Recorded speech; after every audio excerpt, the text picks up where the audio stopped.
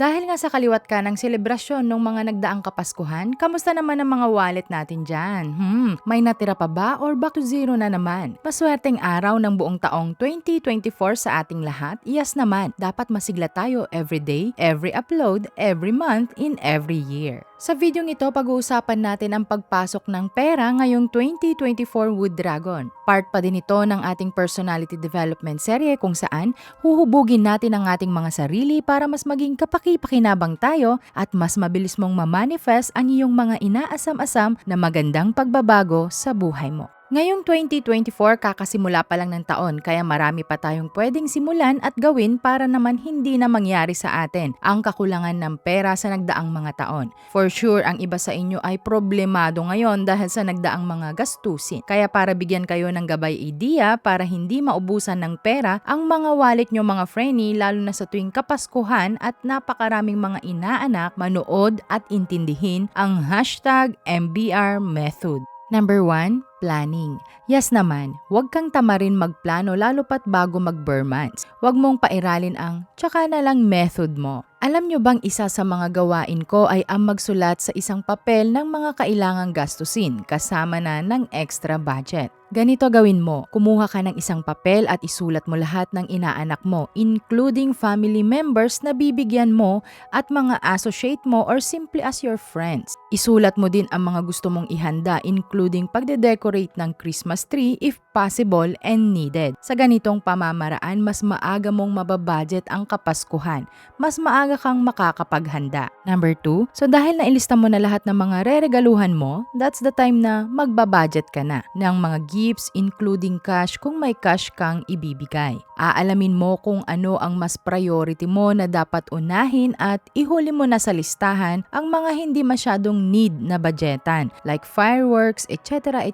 for Christmas and New Year. Number 3, speaking of regalo, alam nyo bang January, February, June, August, yan ang mga kadalasang may sale sa mall. Meaning, para hindi na mangyari sa'yo ang makapos sa December, every time na may sale sa mall, kung kaya ng budget mo, pwede mong bilhin at itabi for Christmas season. Yes mga frenny, paliliwanagan ko kayo kung bakit. For example, meron kang nailista na reregaluhan mo sa December na mahilig sa bag. Sakto, nagpunta ka sa mall at pasok sa budget mo yung nakita mo. Though hindi pa Burr months pero mas alam mong tataas na naman yung presyo kapag holiday. Kaya mas mainam kung early months pa lang ng taon, pwede mong i-grab ang sale. At least sa ganitong pamamaraan, paunti na ng paunti ang kailangan mong bilhin na regalo for the holidays. Ito ay applicable lamang sa talagang sure ka na yun ang gusto o koleksyon ng reregaluhan mo. Isa din ang method na ito mga frenny na talagang malaki ang impact sa pagbabudget mo para hindi ka magahol sa oras at pera sa tuwing Kapaskuhan. For example, October sale. So, syempre yung iba dyan magtatanong sa'yo, uy, bakit October pa lang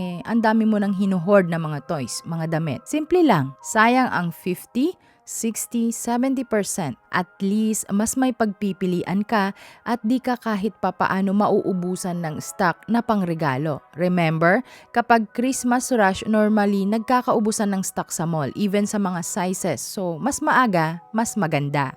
Number 4, para mas makatipid ka at hindi ka na makabili or hindi ka makabili ng mga gifts na alam mong di magagamit ng reregaluhan mo, kahit papaano pwede ka mag-ask ng gusto nila. Like for example, sa inaanak mo, last year gusto niya ng Barbie. So may nakita kang Barbie sa mall pero nung nag-usap kayo ng kumare mo, na bago na palang gusto niyang laruan, hindi na Barbie kundi mga kitchen toys na. So minsan nakakatulong ang pagtatanong para hindi nasasayang ang effort at pera mo. Number 5. Now naman if may nilaan kang budget para pangregalo sa isang tao, pero nalaman mo na out of budget mo ang nasa wishlist nila. Don't worry, frenny, hindi mo kailangan sundin kung ano yung nasa wishlist nila. Pwede ka magregalo sa kanila ng dinner date, movie date, pwede naman ang mga bagay na alam mong araw-araw nilang nagagamit o mga bagay na wala pa sila pero pasok sa budget mo. Number 6, Ito, isa sa pinaka-importante sa hashtag MBR method, ang maaga pa lang, early as January, pag-ipunan mo na ng extra ang mga kaganapan para sa Kapaskuhan. Ang mga kaliwat ka ng handaan para pagdating ng Kapaskuhan mga Frenny, Bermans, hindi ka magpro-problema ng pangregalo at panghanda nyo. Sabi ko nga sa inyo, kahit piso pa yan, pag lumaki, marami. Kaya hinihikayat ko ang lahat na magsimula mag-ipon ngayon pa lang at balikan ang videong ito sa December at gusto ko i-comment nyo na kahit isang step sa method na binigay ko ay nagawa nyo at successful.